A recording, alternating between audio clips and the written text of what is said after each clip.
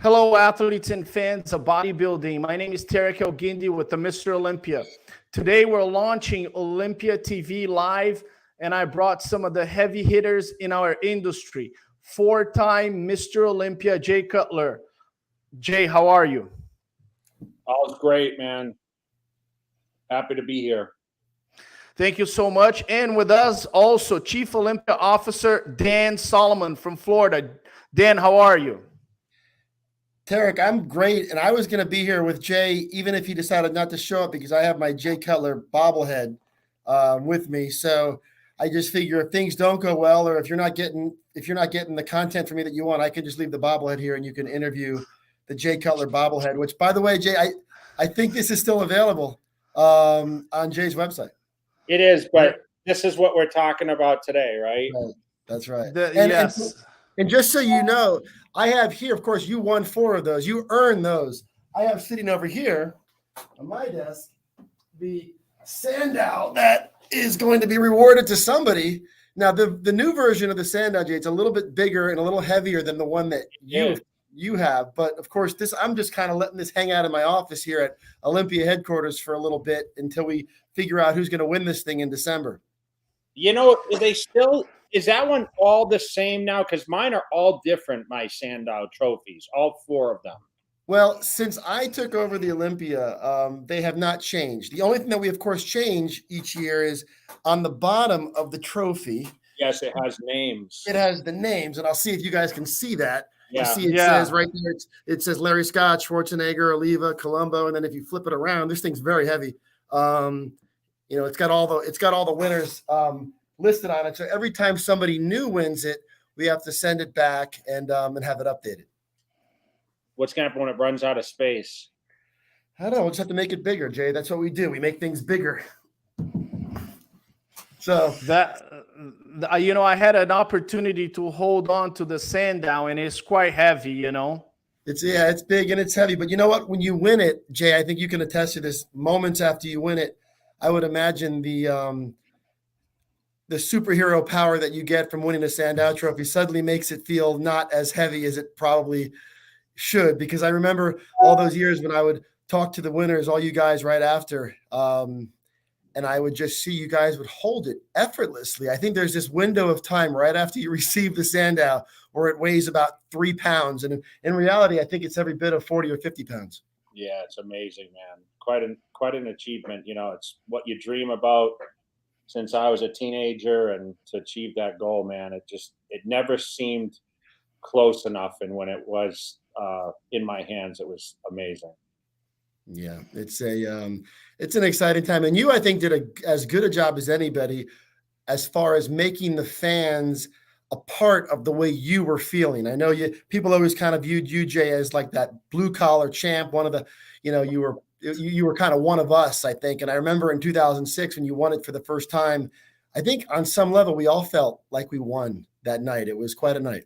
Yeah, I let everyone in my house through my DVDs. Remember, we had no social media, and through the books, I was showcasing my lifestyle. And I think everyone, because you showcase so much of your own personal time, not just in the gym and training, you have that attachment with your fan base, and whether they like you or not, they have to love the resilient effort that I had to beat Ronnie Coleman, right? I mean, 4 times runner up to him, the unbeatable, and I came through and beat him. Yeah, you did. We'll never forget it, Jay. Oh, well, Jay, that was a historical moment, but the best moment of Jay Cutler will always be the quad stomp. I don't care what you say, what anybody says. That was such a great, amazing moment. I was in the 3rd row of the Mr. Olympia. I had a chance to watch LeBron James, to watch Kobe Bryant at Staples Center. When you did the quad stomp and you won that show in 2009, in my opinion, and you guys can disagree with me, that was the most iconic moment in the history of bodybuilding. Well, Jay, I know Jay's humble enough not to want to talk about that, but every moment, it seems like every sport has its endearing moments. Or there's those moments that are unforgettable. I know the Ronnie Coleman lat spread at his peak. He would turn around and he would hit that shot, and you would either have to catch your breath or you would start laughing, right? You would start laughing in almost disbelief over the absurdity of how incredible that pose was. And of course, Jay's abs and thigh shot. And there's been over the years, there's those moments that kind of stay with us. And that's why we love this sport, right? And it's important that we continue to create new moments. And I know even, when Phil Heath was winning, Jay, you'll remember there was times when Phil would hit shots and it would just kind of take your breath away. Yeah, man, I never thought we'd see Phil Heath lose, to be honest. And, I thought the Ronnie Coleman, Lee Haney record would be broken. And, he was stopped, at 7. And we all dream about one after another, and we're blessed. Someone like Dexter, who won one. Once you win it once, it's like it's with you forever. Like I still carry that title of Mr. Olympia somehow, some way. I'm still represented as Mr. Olympia when I walk in these places and walk in these events, while there's still a current, Big Ramy 2-time winner. A former Brandon Curry always fighting for that. And then you have the new blood like the Walkers and Labradas that want that title. And Chupin's looming in there somewhere. So, man, every year is exciting. I can't. Theater energy in December, and I'll be sitting, I hope, in the front row. Last year I was in row 2, so. I don't think I'm ever going to live that down, Jay. Terrick, can we blame that on Tamer? Yeah, absolutely. If I'm not mistaken, that was actually his responsibility to set up the first 2 rows. So I think you should go after Tamer, Jay. But hey, I was in the second row and I witnessed greatness once again, and I'm really excited to have the show in my stomping grounds again. I think Vegas is a great spot, and it brings back more memories for me. I mean, we started at Mandalay Bay and migrated over to the Orleans, and to be at Planet Hollywood. I was friends with Robert Earl for many years, who owned Planet Hollywood, and I remember him stating to me, I really would love to have the Olympia in Planet Hollywood, and boom, here we are, 2022. It's happening. Yeah. Well, it's going to be a memorable Olympia. I want to talk to both of you guys about Big Ramy. Dan, you had an opportunity to speak with him on the phone. He was not present in Pittsburgh. He then issued an apology a week later, and then there was speculation of his retirement. What can you elaborate a little bit more so we have an official channel of exactly what happened in this conversation between you and Big Ramy? What's next to come in terms of him and Mr. Olympia? Well, for starters, I did speak to Ramy a few days ago. We had a really nice chat. I always feel like there's moments in life where you have 2 choices. You can either judge someone, or you can have a level of empathy and try to understand what's going on. And I really try my hardest in just about every situation that I'm in to try to understand. And, typically when we hear stuff through the grapevine and things are reported, most of the time it's only half truths. So in this particular case, I did reach out to Ramy because I wanted to kind of hear from him how he was doing. And, as Jay can relate to some degree, these folks who compete in our Olympia, we're all a family, and especially the champions. We get closer to our champions over the course of the year because of promotion and marketing.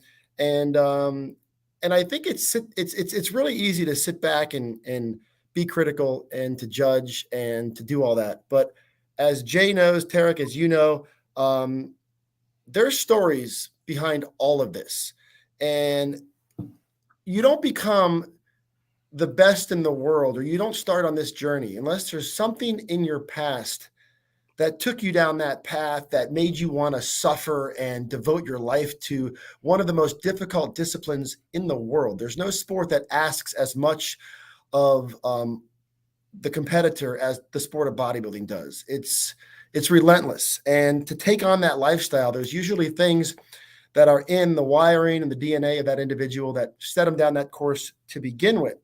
And then once you're in it, it's, getting to the top is hard. Staying on top is infinitely harder, as Jay will tell you. And it's really, really, it's really tough. And so when I saw what Ramy was going through, I know a lot of people were quick to criticize him and call him weak and call him any number of names. But my first thought was, this is a hard thing that Ramy's doing. He's in a different part of the world. I don't know his personal circumstances. We've all gone through things personally, professionally, family, and so forth. I just did a video on my Instagram page and I addressed some of this stuff about what, everyone goes through in their personal lives. And this is not always easy. This is tough. Everybody kind of sees people at their best. They see their highlight reels on social media. They see people looking at their best when they walk on stage, but there's so much more to this journey and to this experience. There's deeply complex things that athletes go through. There's deeply complex things that we all go through in our role as running these events. And I know that for guys like Ramy and other champions, I know I've gotten, over the last couple of years, I've gotten a chance to kind of get to know a lot more about the athlete psyche than I think I ever knew before. And I've gotten to understand a lot of the challenges that athletes face in all parts of life. And so that was sort of what I brought to that conversation with Ramy. And Ramy sounded a whole lot better than I thought he was going to sound. He's clearly devoted to getting back to this year's Olympia. He wants to win a third Sandow. He said his team is ready to get to work. And if he had a couple weeks where he got sidetracked and he had to deal with some personal matters, and the reason why they're called personal matters is because they're none of our business. And if he had to deal with some stuff, if he had some stuff going on in his life, I respect that, and I hope everybody else would. And now he's trying to dig in and start to finalize his strategy to get ready for this year's Olympia. And there was nothing in that conversation that made me feel too concerned. I felt like Ramy is in a place where he's ready to do the work, and I think he's more motivated than ever. And my hope is that all of his fans will continue to support him and to get behind him. And whether you want to root for him or root against him, that's up to you. But you certainly should respect him and what he's trying to do and the challenges that he faces in doing that. Sounds great. Sounds great. Jay, I'm going to ask you, we've had different types of Mr. Olympia, right? If you look back at Arnold Schwarzenegger, Jay Cutler, they were out there on the daily basis, right? And then you had Dorian Yates, who was extremely reserved, right? He took a lot of pride in going back to his temple gym, and he clearly said, hey, I'm an athlete. I'm not an actor. I'm not a movie star. I just do my thing. What do you think Mr. Olympia needs to do? Or, ultimately, like Dan said, his goal is to be on stage and to present his best. It's one of the hardest things. But what would be your advice to someone that becomes a Mr. Olympia to manage the career? You listen, to touch upon that, Big Ramy's job is to come and win the Mr. Olympia. That's his job. That's what Mr. Olympia does. Now, whether or not we like it or we prepare for it, we have heavy weight on our shoulders to be a representation, which means our community feels that we need to go out there. We need to be face to face. We need to be at certain events. We need to be active to showcase what it takes on the build up to either retain the title or strive to become and carry that, of course. But we all do it different. I mean, I can just go back on the short years. I mean, I came in, Dorian Yates was champion, Lee Haney was retiring. We didn't have social media, so we weren't necessarily seeing more activity other than what magazines did or guest appearances. Now, I became Mr. Olympia after Ronnie Coleman. We were very active on the meet and greets, expos, charity events, military. Like, it was very, very active time. I was able to transition, be out there doing a lot of things. Could I have been a better bodybuilder? Absolutely, if I would have stayed home and focused on that title. Now, for the first time, we had Phil Heath, of course, win after myself, who also was out there doing appearances. He was during the real launch of social media, you know, and then of course we've changed hands a couple times. We have the title that's held now in an international place, meaning he's from Egypt. It's a lot more difficult for him to travel over to the United States. He has a huge fan base in the Middle East. So of course he does his events over there. But I think the expectations for the US fans is to see Mr. Olympia out and about doing such things that maybe I did, or Ronnie Coleman or Phil Heath, which everyone has their own style. Everyone has their own personality. If he doesn't like to get on social media and relate to his fans or showcase deep into his personal life, that's his choice. There is no criteria for winning the Mr. Olympia other than showing up and presenting the body that the judges can score that day and walk away with this bad boy right here. So my advice is, of course, you know, to be as out there as you can to help build this, but it's not your job necessarily. You're not hired for this position. This is just something that, I mean, it's an ability to be able to do something obviously at that level, and then we all handle it differently. And you know, I just took it as like it was just an important role that I enjoyed. I like being out there. I still travel tremendously, and I'm happy to be, you know, in the background of the Mr. Olympia to this day. Dan, as chief Olympia officer, what are the expectations that you have for somebody that carries that title? It's integrity. It's just all about integrity, Terrick. I think Jay summed it up perfectly. There is no one finite expectation of every person. They all have their own style, their own personalities. I'd imagine that if Sean Ray had been Mr. Olympia, he would have handled the title differently than if you know, Bob Ciccarello had been Mr. Olympia, or if Hunter Labrada wins the Olympia. They all are going to bring their own unique flair and style, whether it's a spiritual connection that they have, or a family connection, or something else that they want to do with the title. So I don't have any singular expectation for a champion other than just to deliver integrity and inspire positivity. I think social media, if you're going to use it responsibly. I've always said that the folks who are following you, many of them are young kids who are seeking guidance and mentorship at times. And while no, it's not your job as Mr. Olympia to raise anyone's kids, it's certainly your job to put out the right message, whether you're a male or a female champion in this industry. Be mindful of who's following you, be mindful of the images that you put out, and try to do your part to inspire a positive lifestyle and to keep the impressionable folks who are following this connected to a good source of positivity. And everybody's going to manifest that in different ways.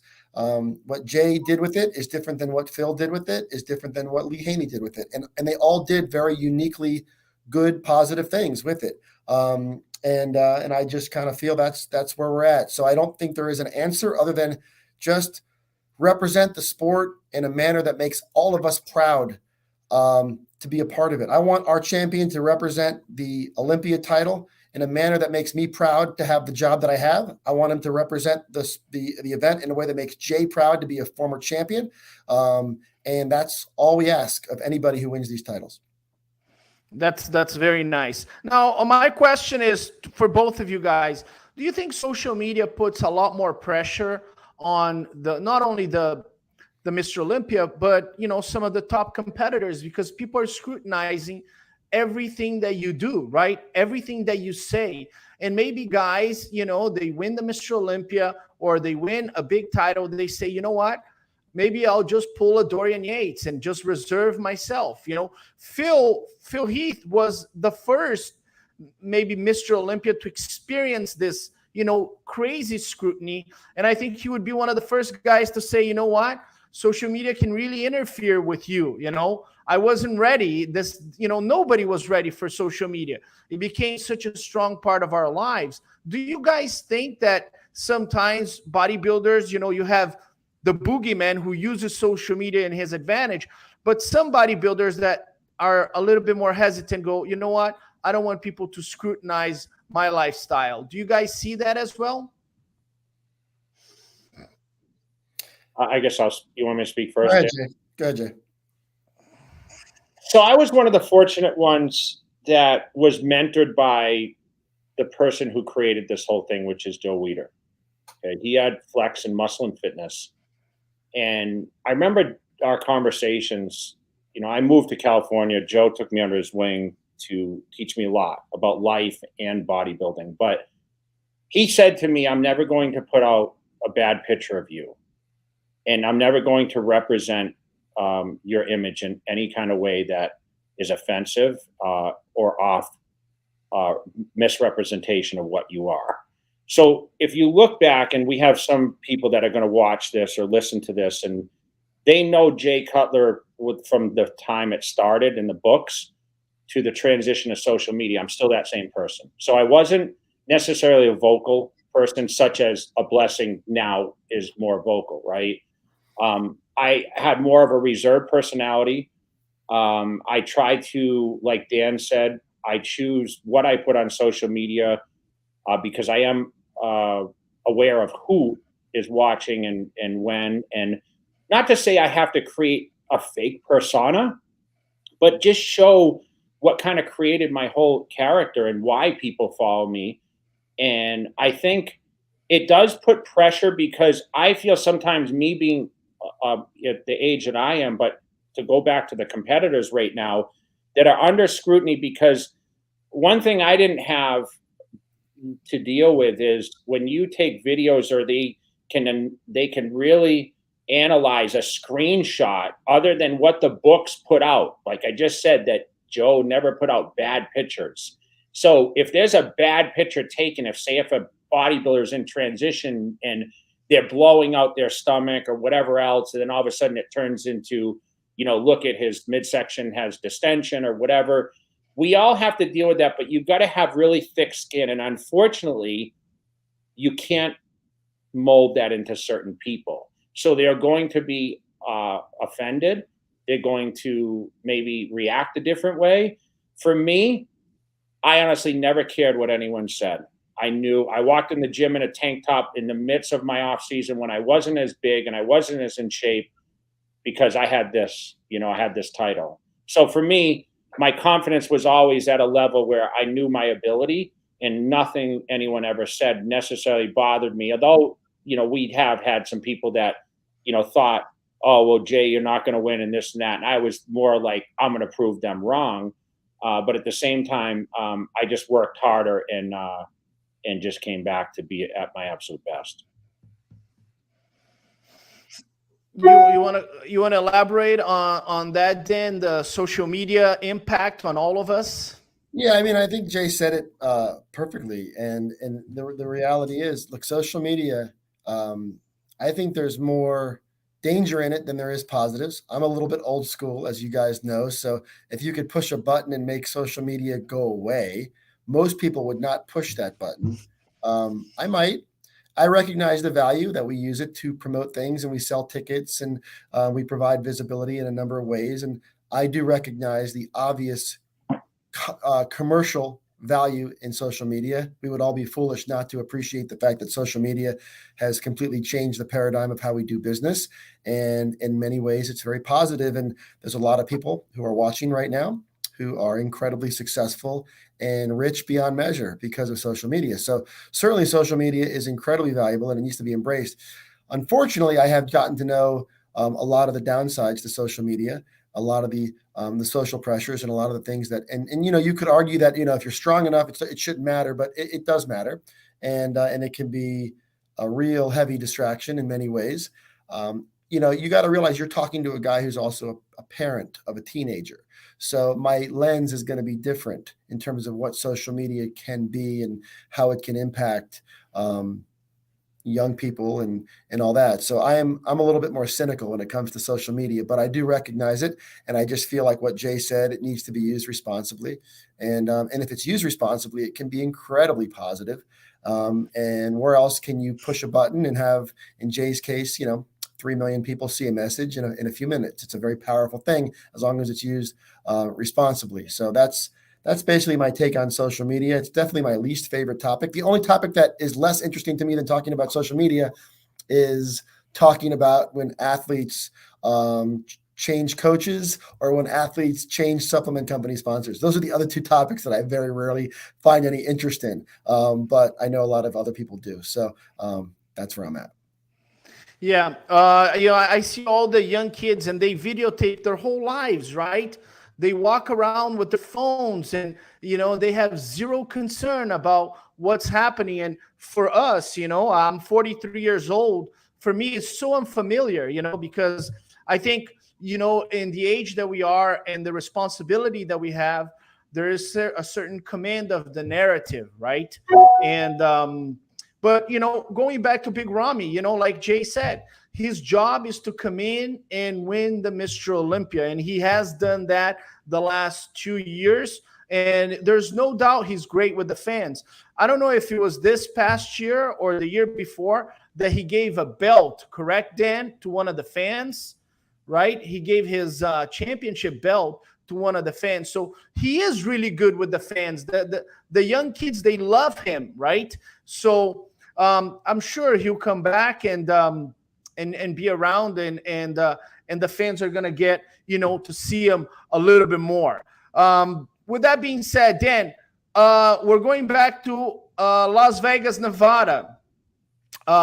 You took the Olympia from Las Vegas during a pandemic to Orlando. I thought one of the most courageous decisions. Jay was upset with you because you took it from his hometown, but it was necessary to do that. And now we're going back to Vegas. What are the news about Planet Hollywood? What are we going to see new about the Mr. Olympia this year? This year's Olympia is going to be amazing. And obviously, that's what I'm expected to say. And you're probably not surprised to hear that from me, but the facilities that we're using, this year's venue, the Zappos Theater inside the Planet Hollywood, is nothing short of, as you and Tamer would say, amazing. And amazing. Yeah. And it's really, really spectacular. This venue is built, every seat is angled, every component of the stage and the lighting and the sound. This is a venue that is used by some of the top performers in the world in music and in all parts of arts and entertainment. And we're very fortunate to have access to it. The expo this year is at the Venetian Convention Center, formerly known as the Sands Convention Center, which is way up the strip. It's not really a walk. It's really more of a drive.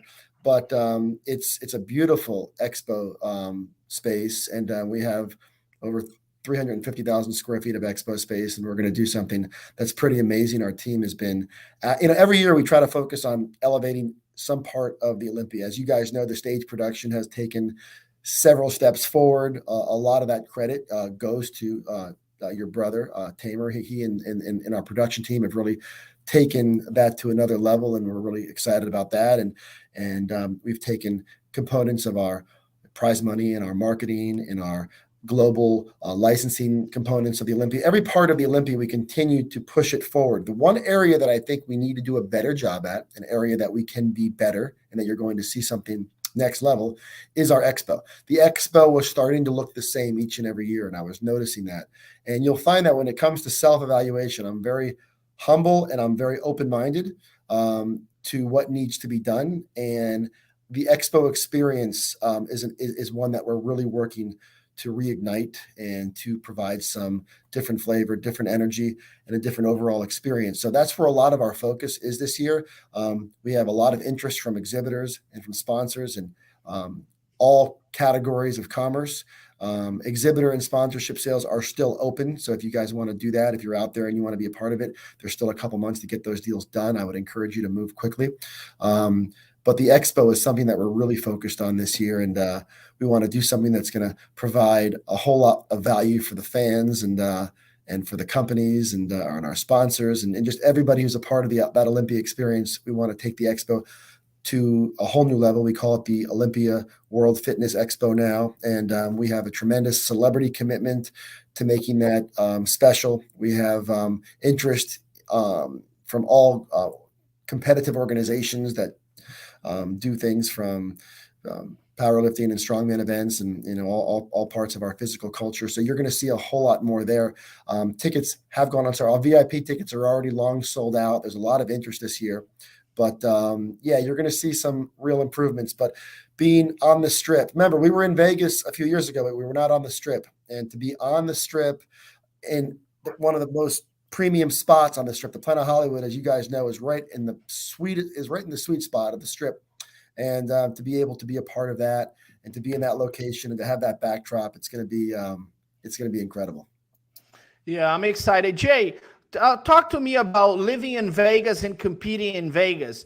Did you move to Las Vegas because the Olympia was in Las Vegas? And also, did you feel home court advantage when you competed in Las Vegas?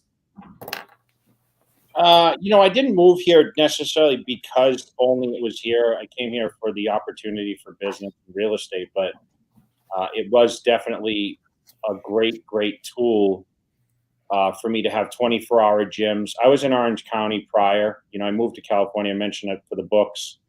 And fortunately, I got big enough where the books came to me. And when I migrated to Las Vegas, the Olympia was kind of situated here for that time. And listen, the gym culture here was great then. It's probably even better now. And yes, the hometown advantage was definitely a plus. Not having to travel for the biggest show in the world, especially when I was a front runner by that point, was a great opportunity for me. But at the same time, I developed a lot of relationships. I knew how to move around, and training in the same climate, it makes a huge difference in bodybuilding, especially when you get acclimated to dialing your physique. Kind of know what elements you have to deal with, and that role is important for what we do, because peaking on that day is so crucial.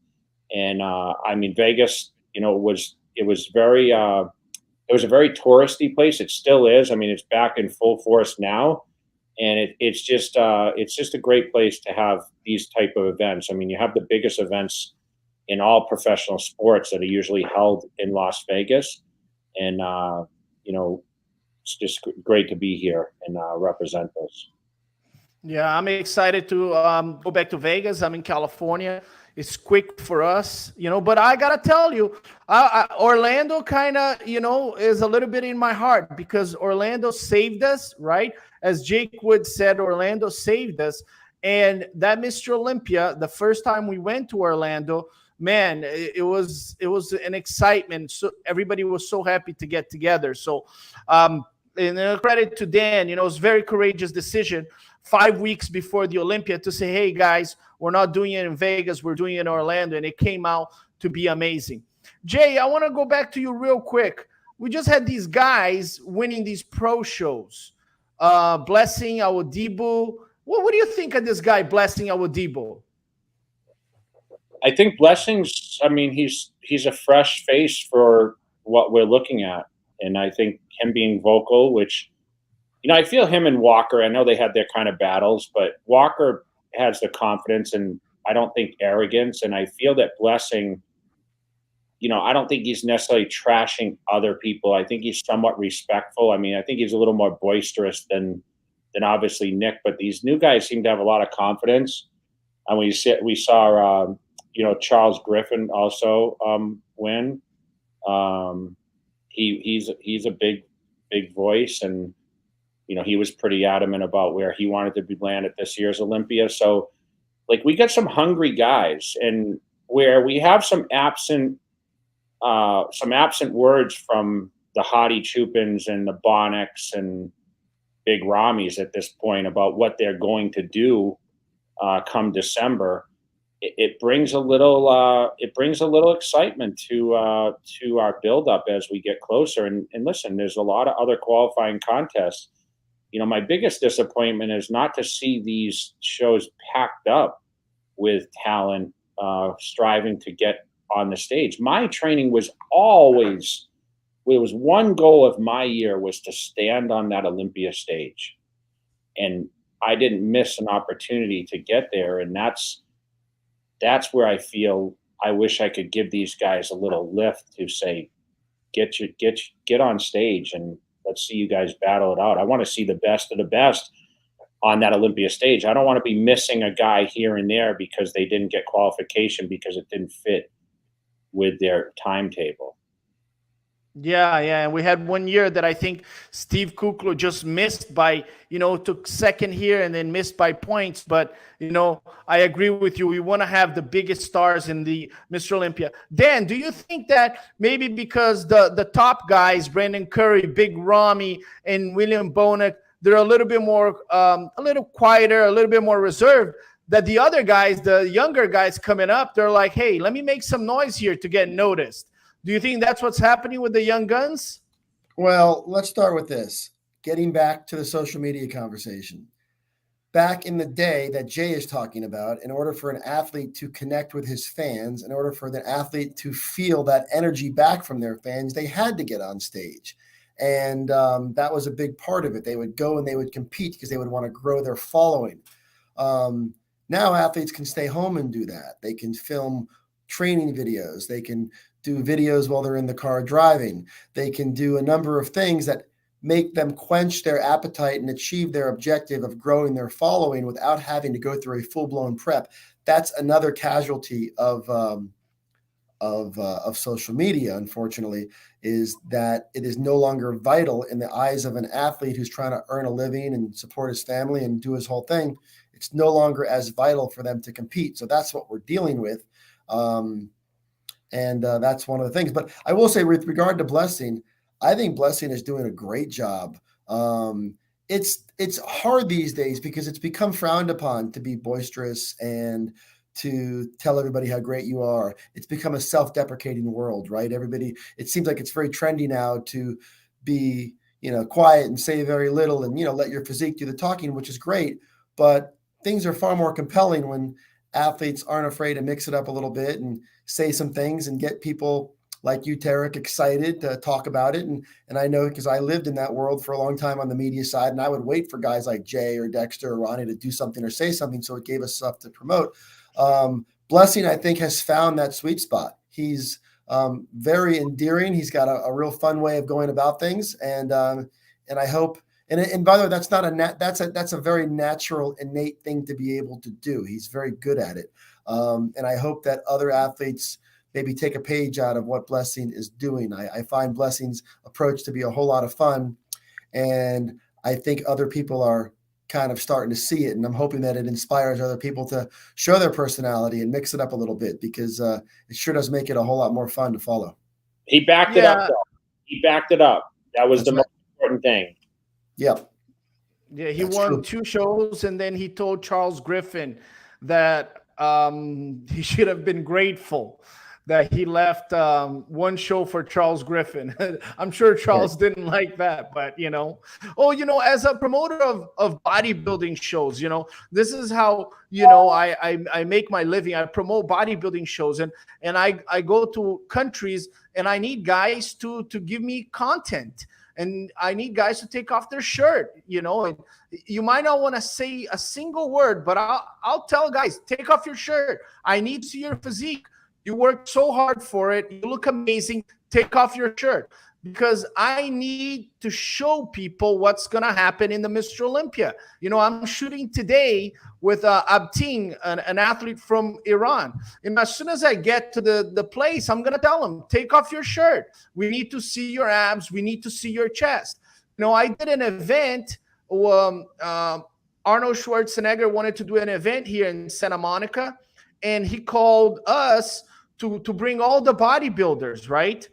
And some of them, it was 100 degrees, and some of them, they had the hoodie. They had the hoodie, and they were all covered up. And then Arnold, he fluctuated to the guys that took off their shirt. Rafael Brandão took off his shirt. I don't know who else took off his shirt. And then Arnold wanted to take a picture with these guys. But some of the other guys were all covered up. And talking about Nick Walker, when Nick Walker was an amateur, he took off his shirt before he walked into the weight room, the check-in room. because I said, hey guys, I was trying to create some excitement. And he goes, I'm not scared. And he took off his shirt. He didn't even turn pro in that show, but he created some excitement, some, you know, and I live off of this, you know, I live off of this. You know, Jay Cutler comes to our event, he goes on stage and he talks to the crowd. And then there's hundreds of people taking pictures. This is my, you know, personal advice to bodybuilders. You have an opportunity to make a lot of money in the entertainment business as well as in bodybuilding. We had Arnold Schwarzenegger, who was an extremely outgoing guy, right? Just wasn't the body. He was extremely outgoing, and he made literally millions of dollars because people said, hey, I want to hear more from this guy, you know? And he turned out to be one of the biggest stars, you know? I go back to Jay Cutler. I go to shows in Brazil. I do shows in India. And some of the promoters, you know, there was a Fit Expo in Guadalajara, you know, they all want Jay Cutler. You know, it was 2 years ago, a year ago. We have current Mr. Olympias and this, they still want Jay Cutler. You know, they want Jay Cutler in Brazil. You know, Terrick, Terrick, I'm going to jump in and I want to talk about Jay for a second because, you know, they always say the measure of any one of us. And also for those of you guys who are watching in whatever line of work you're in, one of the ways that we can measure our legacy are the number of people that we inspire in some way, small or large or in any way possible. And I will tell you, and I know this definitively, there is no human being on the planet that has inspired more people to become bodybuilders in today's present landscape. In other words, if you were to survey every single bodybuilder, classic physique competitor, even men's physique competitor, if you were to survey all of them and you were to say, who's the athlete that inspired you to take on this lifestyle and to compete in bodybuilding? Jay would win in a landslide. Jay has inspired more people to take on the bodybuilding lifestyle than anybody. Now, I know you're going to come back and you guys are going to say Arnold, and of course, Arnold inspired many generations previous, and Arnold's mark on the sport cannot be denied. I'm talking about today's crop of competitors. I go from city to city around the country. I attend events, and every single time I have a conversation with a bodybuilder or an up-and-comer, 65% of the time, it was Jay who inspired them. And the other 35% is everybody else. And it's a remarkable thing to see. And I think that sometimes people don't fully realize just the gravity of Jay's impact on what we're doing today. And I'll also add to that, Jay doesn't need to be here right now doing this. Jay doesn't need to get on airplanes and fly to gyms and do seminars. Jay could do nothing for the rest of his life, and he will eat at fine restaurants, drive nice cars, and never have to worry. But Jay continues to do this because he loves this. And I hope the other athletes that are out there connect with that. I see a lot of athletes out there who whine and they complain. They feel like the sport has not given them what they've put into it. And I always say, just look at Jay. Just keep putting that positivity out there. And karma has a way of kind of playing quite significantly in these stories. And Jay, I'll tell you, we're very grateful that you continue to sit in that front row or in the second row or wherever we put you. But we're grateful for it. And I know that so many people out there, the companies that you represent from Trifecta, I see you're wearing your Young LA hat, so we'll give them a shout out. And but all these brands that work with you, our event, our fans, our VIPs, our sponsors, our exhibitors, so many of them are influenced by your positivity for what we all do. So we're very grateful for it. I know we're about to wrap up this interview, Terrick, but I want to just congratulate you on Olympia TV. I know you've been a driving force behind it, and we're really excited about it because it seems like it's starting to, get some momentum. So I'm excited to see you and the production team continue to keep this thing going and make Olympia TV a real driving force. Thank you, Dan. We're going to make this. I wanted to start with you guys. Every Wednesday, we're going to bring some of the most prominent people in the bodybuilding industry. I wanted to start it with you guys. And Jay, thank you so much for being here. I want to give you the final word before we end this interview. What you know, what does it mean to be Mr. Olympia? You know, because right now you have accomplished so much, and it seems like you still Mr. Olympia, even though you haven't competed in so many years. You still Mr. Olympia. So I'll give you the final word.